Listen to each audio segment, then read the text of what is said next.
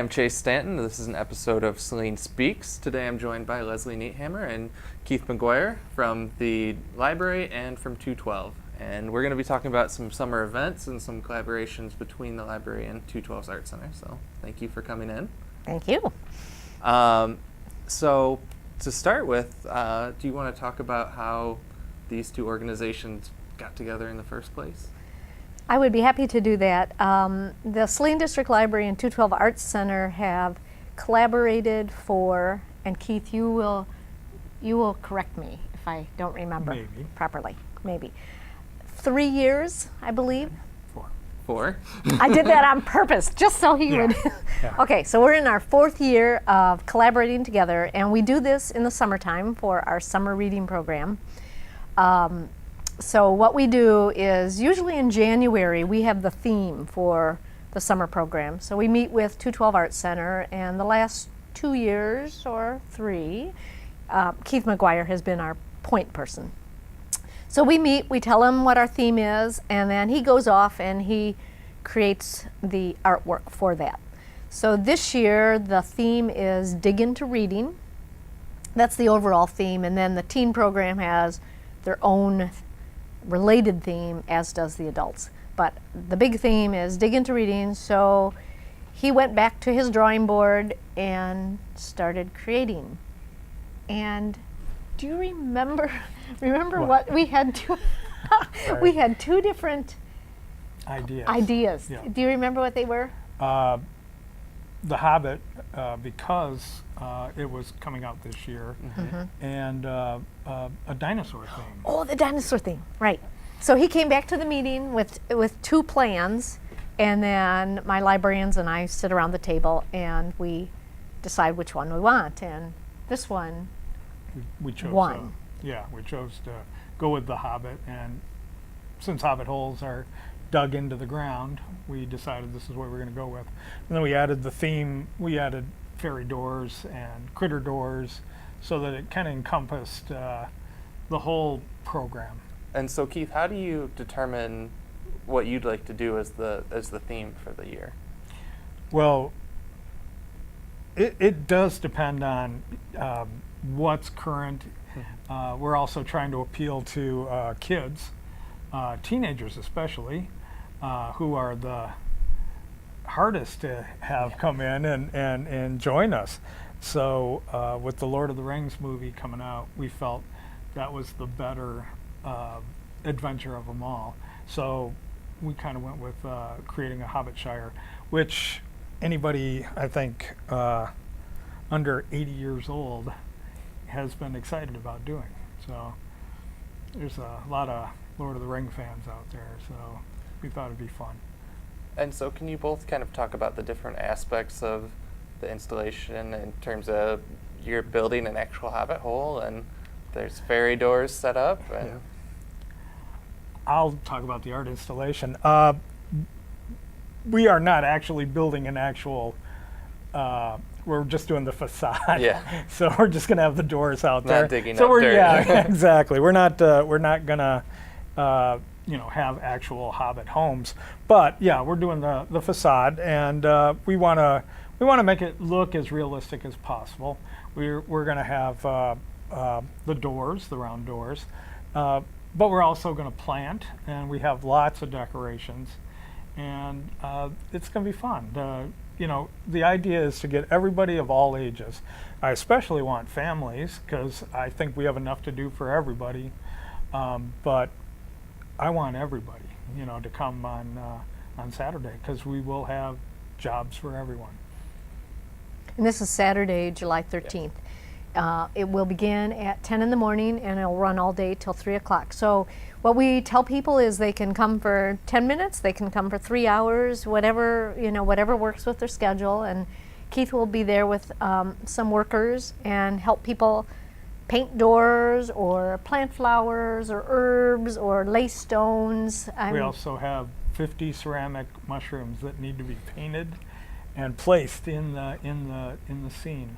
So it is also the same day as the Celtic Festival, but we really don't see that as getting in the way of either event, because you can come to ours first and then go to the Celtic Festival, or take a break from the festival and come over to the library. It's going to be, the Hobbit Shire is going to be in our front parking lot, sort of off by the woods on that, so the south side. Yeah. So it'll be very visible when people come. They'll know exactly where to go. So we invite everyone to come on down and check it out. It'll be fun. Would you like to talk about the fairy doors more too? Sure. So that's the main art project, and it is called a community art installation. Okay. And Keith defines that as something that comes together by the members of the community, and then it's temporary in nature, so it will be there for a while and then it will go away, which is always sad for those of us who like what's created and want to just keep it there forever. And people may remember last year our community art installation was this wonderful constellation of stars and planets, and it was at our front door, and it kind of swooped up to the front door. That we loved so much, we ended up keeping it up through the end of October because we just couldn't bear to take it down. And of course, as soon as we took it down, people noticed that it was down. But this will probably stay up through the end of summer, we're thinking. But the other projects that we are doing in conjunction with the Dig Into Reading theme and the Hobbit doors is a couple weeks ago, the teens, actually it was the Friday after school got out, the teens came to the library after we closed, and they had a painting session, and they painted 23 doors. And then the plan for that was that they were displayed in the library for a few weeks. And then yesterday, Keith and I and a couple other people, including my husband, David Rhodes, who is great, he helps with all sorts of projects, and Eric Morris, we went out onto the library Brecken Trail and we placed these 23 doors on the trail. And that was kind of fun because, of course, people are constantly walking that trail. It is so cool. So, we're already getting comments from people, oh, this is pretty nice. So we placed the 23 doors, and then we have this project that we're going to do where you come in and you pick up one of these cards, and inside it shows the artist, the 23 students that painted doors with their name and what their theme was, and you'll get one of these, and then you go out on the trail and you try and find these. And you mark off when you found the door, and then you get to vote for your favorite door and submit this form, and there'll be a drawing. 212 Arts Center is going to do a drawing. There are going to be 3 age-appropriate art prizes and maybe a prize for the favorite door, the People's Choice favorite door. So very cool. So that's and that's going to run through August 1st. So people should definitely get to the library and pick up one of these so they can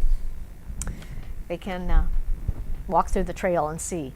Then on Friday, July 19th, we're going to have 2 more programs of door decorations. One is for the little kids, and that was a pre-registration. And I think that class is already filled up. But the little kids will get to paint their own doors. We're calling those fairy doors. Little doors. Little doors. I'm sorry with the details here. But that'll be in the youth department, and the kids will paint their doors, and then they can take those home. At the same time, the adults, and this is a pre-registrations, and there's still space, so people should either give us a call or go to our website and sign up for this program. The adults will also get to paint doors, and this will be a program that is guided by the Cake Eaters, which is a group of people, artists from 212 Arts Center, who will be painting their doors, and then the regular people who aren't cake eater people will paint their doors, and we all get to eat cake. That's the best part. We get to eat cake. So that'll be happening on Friday, July 19th too. I think at 10:30. No, I think it starts at 9. No, it does not start at 9. No, 9:30. The library does not even open till 10. Fine. So it's either 10 or 10:30. It's going to happen in secret. Yeah, it's going to happen in secret, right? So anyways, those 2 events are happening, and the adults can take their doors home too. And Keith will be there, who is the master artist of all. Not of Yes. this. Oh, we have he is. some wonderful cake eaters that are great at assembling beautiful pieces of art from many different, we're going to have all kinds of materials that they're going to be able to create their fairy door with. So it should be fun. I just had a great idea. We should invite the Channel 18 guy to come over. He could decorate a door and take a little video footage at the same time. We'll have to talk to him. Yeah, here he's difficult to reach. So. There you go. So those are the art projects, and then we have other programs that are themed to the Dig Into Reading throughout the rest of the summer. The summer reading program goes through mid-August. It officially ends mid-August, but people can continue to bring in, their completed sheets where they've recorded the books they've read, and get there's like the children have prize buckets that they pick out prizes from, and the adults have gift certificates to local businesses. So people should keep on reading, and then bring in, and if people have not signed up for summer reading, it's not too late. It's never too late. So they can still come in, sign up, and start recording their books. But the other piece that 212 does for the library, that's I think we've done that for 3 years, which is Art on the Go. That's a program that 212 started, I think, with the Parks and Rec department, and they were going to the different city parks and doing art projects. So a couple years ago, we asked 212 if they'd like to come to the library and do an Art on the Go program. So they said yes, and we do that. And that's just part of the summer reading program too, which Keith actually doesn't have a lot to do with it. Last year, we decided to really tie it into reading. And I think they're doing that this year too. So they take the Caldecott Award books, and this is the annual award that's given to the best picture book as judged by the American Library Association. And they take these Caldecott Award books, they read the story to the children, and then the children do an art project that's associated with that book. So if the book was done in watercolors, for example, they'll have a program on doing watercolors. So that's pretty neat. It ties to the reading. So aside from the fairy doors, there's also been other things going on with the library brick and trail, if you want to mention that. Yes, for anyone who has not had the opportunity to ride or bike on the library brick and trail, I would highly, highly encourage people to discover that. That was constructed last fall. I think it was completed by the beginning of November, and it is a 10-foot paved pathway that starts, I always say it starts at the library end, so it starts on North Maple at the sidewalk. It traverses through the library woods, then it goes on to the south side of Brecken Park and ends at North Harris Street. Directly across from the street from where that trail ends, the Depot Trail picks up, and then that goes all the way to North Ann Arbor Street. So it's a great way to get from Maple to North Ann Arbor without being on the roads. So this trail is actually part of the non-motorized transportation plan that the city adopted back in 2009. So the library and the city collaborated together, and we put in this paved pathway, and it is absolutely wonderful. So as part of that project, Keith and I got together, and I asked him if he would design for us some trail signs. And what we wanted to do was we wanted to highlight the transportation history of Saline. So we did that, and he came up with this just spectacular sign that is, yay big and yay big, I don't know, but and it's all done in a historical kind of style. It begins with a mastodon and ends with modern cars, yeah. I think. So it's very, very cool. We just absolutely loved it. We showed it to Jeff Fordyce, who is the head of DPW for the city. He loved it so much, he wanted a sign like that at the city's entrance on North Harris. So Keith was back to his drawing board, and he created a second sign which does not have a mastodon in it. Yeah, too bad. Too bad. Well, I can't- think it was more on the transportation end of it, whereas on the Brecken, on the library side, was more all through history, whereas the other one was more recent history of yeah. all roads leading to Saline, basically. Yeah. So, So- which, if anyone didn't know that, We'll find out. read the sign. So we created these signs. Keith created them. They're great, and we were like ready to go with them. But there was a little delay. Turns out DPW, and this was great. They created the framing for the signs and the posts and all that, and we were kind of hoping that they could get installed last fall. But because the project was the edge of the trail was grass seeded, DPW determined really they should let the grass grow and establish, and the earth needs to sink down and settle down and all that. So anyways, the signs are about to be installed. We had the concrete pads poured a week ago in between the various rainstorms. So I think by the time of the middle of July, I'm hoping, which is only a week away, so I'm hoping that they will be up and people can see them.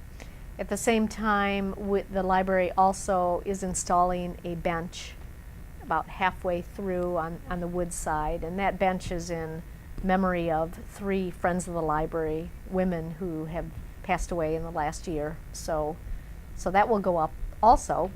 And then the other enhancement that the library is adding on our side of the trail is we will be getting a 5-foot bronze statue that commemorates our farming heritage. And this will happen, we're hoping, sometime before the end of summer.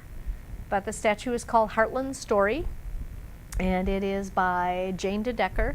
She is the same artist who did the little boy reading and girl with flowers, and also our World to Teach statue at our new entrance. So we're excited about that, but we're just not quite sure when it's going to get installed. Good. So between Keith's history signs, our statue, and a bench, we're in pretty good shape. And has the trail been getting a good amount of foot and bicycle traffic? What do you lot. think, Yeah. Mr. McGuire? Yeah, it's a pleasure to, you drive by, you always see people on it. It does transverse quite a bit of the city there without having to be on streets or anything like that. So it's a nice walk for everybody. We were out there this past Sunday, installing the teen doors, and I don't think like 5 minutes went by before somebody came through on that trail. And every 5 minutes somebody Yeah. came by. So It was very cool. That was early Sunday. So It was. Yeah. That's right. It was early Sunday. so it's yeah. it's getting used, and I think it's appreciated. Okay. Well, is there anything we haven't covered that you'd like to mention? Or? Well, I would just encourage everyone, if they haven't been to the library recently, they should come on by. And if they have never been to 212 Arts Center, I would highly encourage them to check that out. It's a very vibrant, creative, artful place right on West Michigan Ave. We teach classes, and we have a brochure that tells people what events are coming up and what classes are coming up. So please come on by. It's at 216 West, even though it is, Yeah, it's at 216 West Michigan Ave, even though it's Exactly. called 212. there's a story, Yeah. maybe someday. And could you both give contact information or website addresses?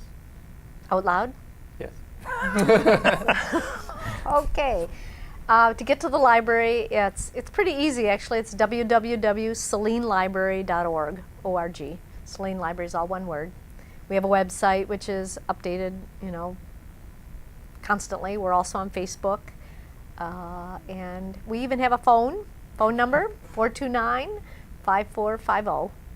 And we're open 7 days a week. So, the only time pretty much we're not open is Friday nights and Saturday nights and Sunday nights.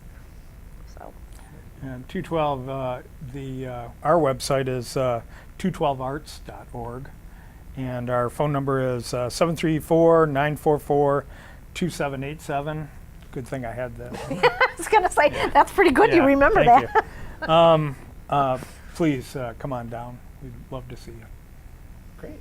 Well, I want to thank both of you for stopping by and talking with me today, and hopefully people go and check out the different events at both locations and get to see the art installation and everything else going on with the library in 212. So thank you again. Thank you, Chase.